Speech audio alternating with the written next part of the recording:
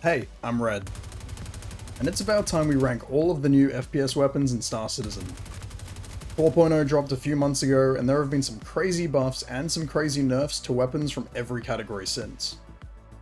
Not to mention a bunch of completely new weapons to add to the mix. But there's no point prolonging the inevitable controversy of any tier list, so let's get straight into the first weapon, the F-55 LMG.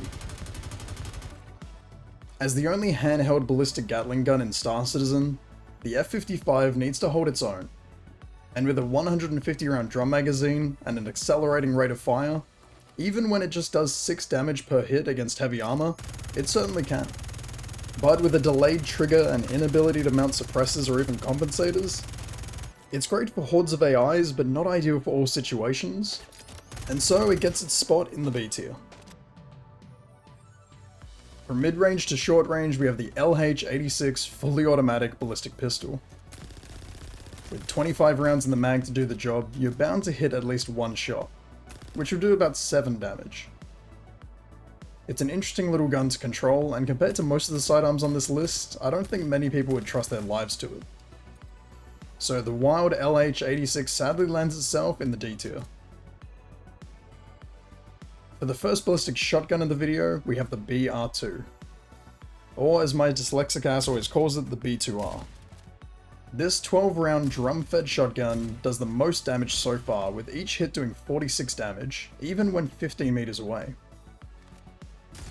Being one of the better shotguns in the game doesn't mean it's going to stand up to most SMGs or other weapons, so it gets its spot down in the D tier with the LH-86. Onto the P8SC Ballistic SMG, not to be confused with the much bigger P8AR. With 45 rounds in the magazine and 2 fire modes, being single fire and a 3 round burst, which does about 7 damage per hit on your target. With great looks and customization options, it's a good little SMG, but only gets a spot in the C tier, due to just how good its competitors are. To start off the dedicated snipers, we're going with the Ballistic Scalpel, rocking an 8 round mag and 2 fire modes, allowing you to fire 1 or 2 bullets at the same time, with each hit doing 28 damage. Coming stock with a great scope doesn't hurt its case either with its damage and range, so the Scalpel is the first weapon to land itself in the A tier. From ballistics to laser weapons, we're going to start with a Lumin laser submachine gun. With a 45 round battery and the first weapon on the list to only fire in 3 round bursts, it sure makes for an interesting mix. I've always loved the look of the Lumin and the other Clausen-Werner family of weapons, and with 37 damage per burst and low recoil, the Lumin gets itself a nice spot in the B tier. Another shotgun is in the ring with the R97 fully automatic ballistic shotgun. Yes, I did say fully automatic, and with an 18 round magazine and 21 damage per hit, on paper it sounds pretty overpowered, but with its high recoil, low accuracy, and damage drop-off, it isn't exactly doing itself any favours.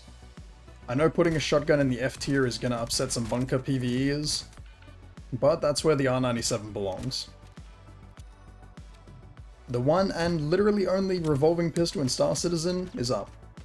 With 6 ballistic rounds of hard-hitting metal, the Coda is ready to go.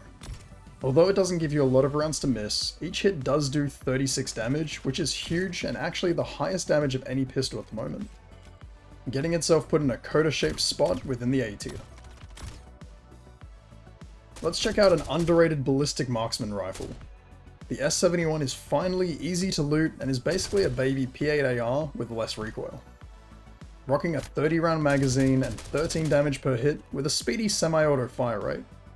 You always see the S71 on people's backpacks, and it's with good reason.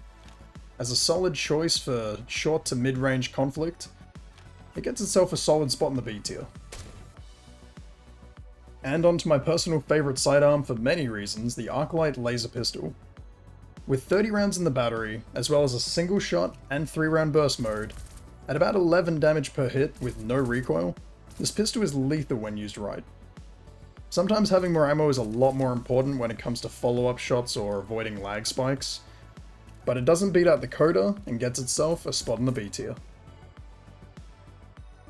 Again, from short to long range, we have the AO3 Ballistic Sniper Rifle.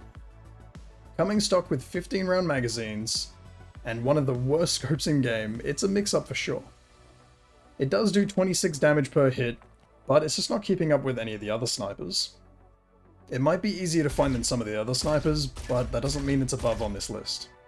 Meaning the AO3 falls down to the C tier.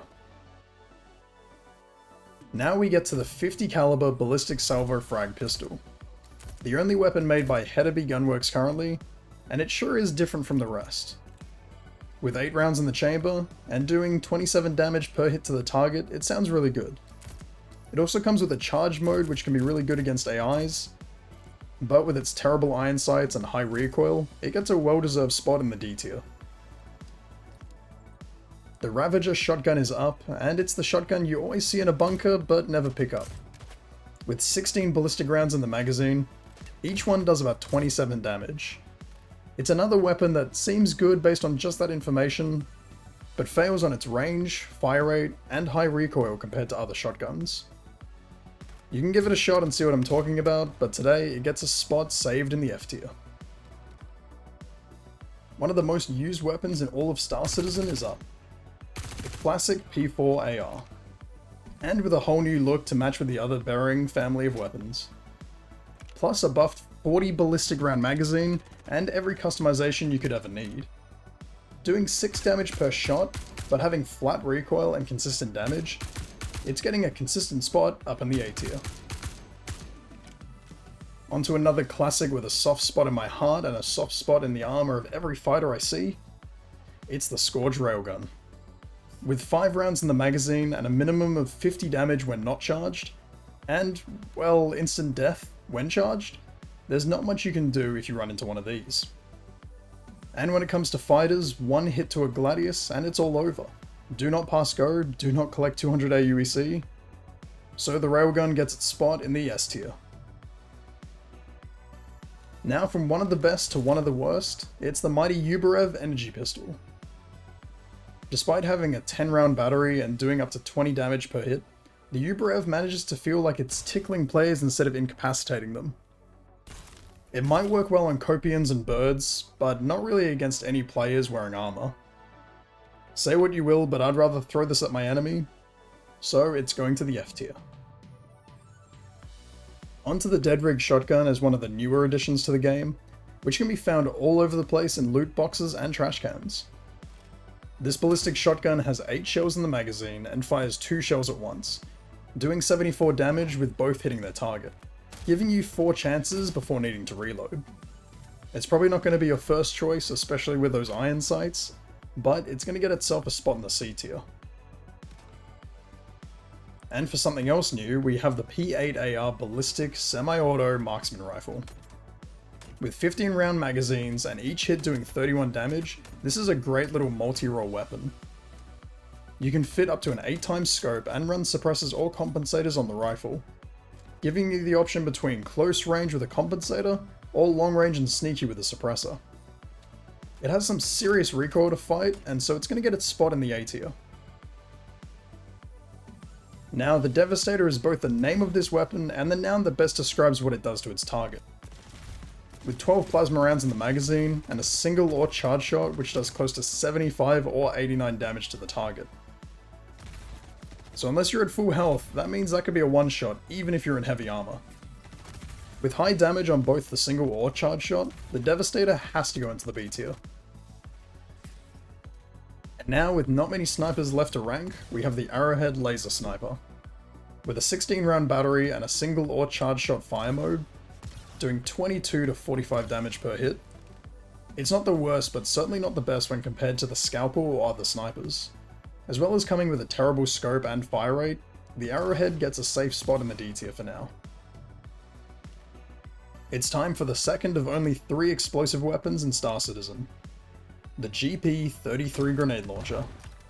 With a rotating 6 round magazine and doing around 66 damage per hit, it would get itself into the S tier, but it's actually super inconsistent and underpowered, even recently being nerfed while it was already pretty bad. So it's going to go down to the F tier. Now from the bottom tier all the way to the top, we have the laser machine gun of choice, the Demeco LMG. With a 100 round battery and each shot doing 7 damage, with no damage drop off at range. But like all the laser and energy weapons, your shots won't hit the target if it's within a ship's shields, so keep that in mind when you're firing. But regardless, it gets itself into the S tier. As one of the easiest weapons to find from bunkers to mine shafts, it's the C-54 Ballistic SMG.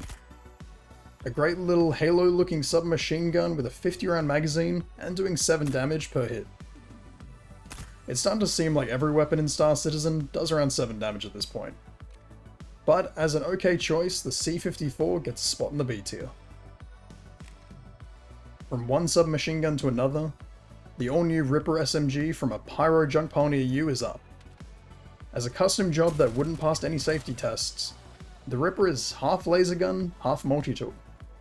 With around 300 rounds in the battery and 4 damage per hit, and the world's worst iron sights, it's an interesting setup. Its accuracy and control isn't amazing, and despite its ammo count, it actually runs out pretty quick.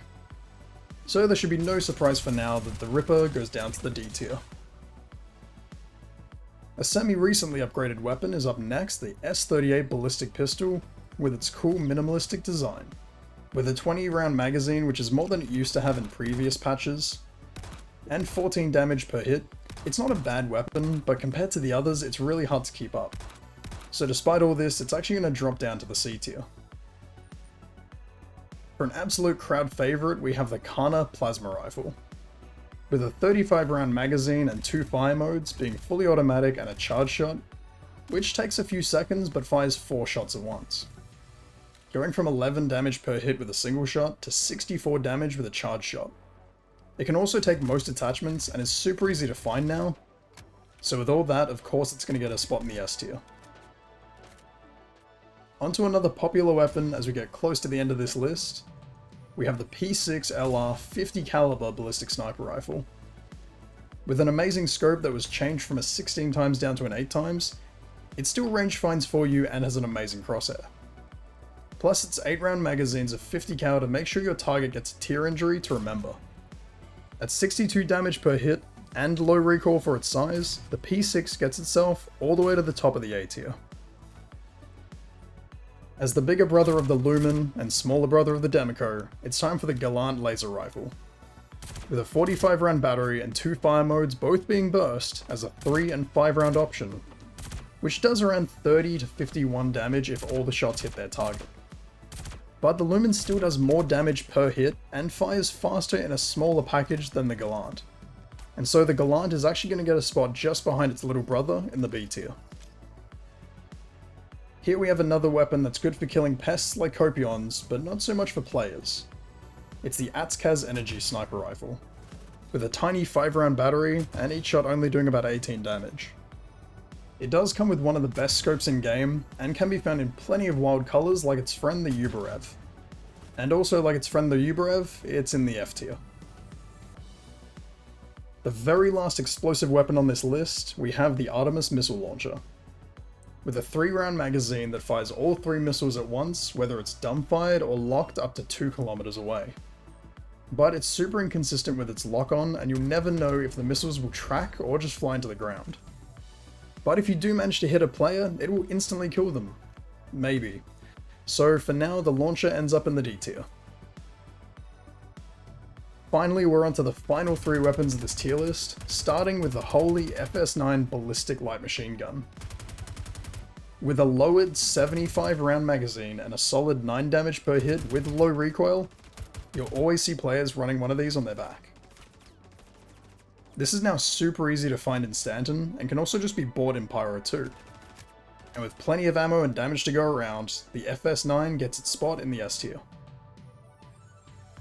With the second last and sadly nerfed submachine gun, we have the Custodian. With a solid 60 round magazine and 2 fire modes like its Karna Rifle brother, being full auto and a charge shot. But this charge shot takes longer and fires 9 of your 60 rounds, to only do 35 damage, or 7 per single hit. It's a good backup, but it's nothing crazy compared to the rest, so it's going to get its place in the middle of the C tier. And for the very last weapon on this list, of course we have the brand new Parallax Energy Rifle. Lootable from the new Desert Contested style zones on Daymar and Aberdeen, this thing is evil. With approximately 50 rounds in the battery, and each hit doing about 8 damage. But if you keep firing, it'll automatically charge and fire a crazy lightning arc, doing even more damage. But this does completely give away your position, and it can't go through shields until it's charged. Despite being almost OP, it will likely get nerfed soon, so it comes in at 2nd place in the S tier. So that's every single weapon in Star Citizen Ranked. Let me know what changes you would make in the comments. And remember to like and subscribe if you enjoyed, and share this video with a friend who never brings enough firepower to the fight. Thanks for watching.